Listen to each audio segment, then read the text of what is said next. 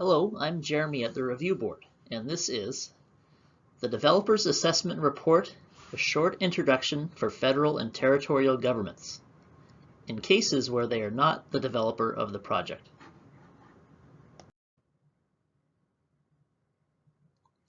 Who is the developer in an environmental assessment? The developer is the company or government that wants to build or carry out the project. While companies might build private industrial projects like mines, government may develop infrastructure projects like roads. What is the Developer's Assessment Report? This is a report that describes the proposed project in detail. It also describes the developer's impact predictions and how the developer wants to reduce or avoid those impacts, which is also called mitigation. The report includes answers to every question in the Review Board's terms of reference. Some of the questions in that terms of reference are about issues raised by government experts, as well as Indigenous governments and communities in the board's scoping sessions.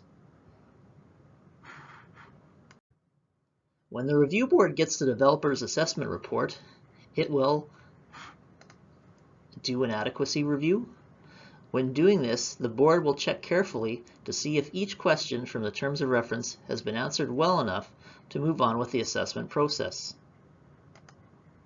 If not, the board will issue an adequacy statement saying what information the developer still needs to give. As part of its adequacy review, the board will take comments from parties on whether each question has been answered well enough.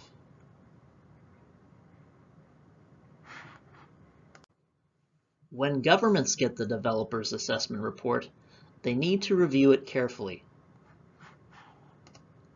They will evaluate how well the issues raised by governments were addressed by the developer. Are the developer's answers good enough to move on with the environmental assessment? They will also evaluate the developer's impact predictions. Are there some that government does not agree with? Are the developer's answers good enough, clear enough, complete enough? If not, tell the board. Finally, government should also flag any other concerns for the next phase of the environmental assessment, called information requests, when government experts can ask the developer detailed questions in writing.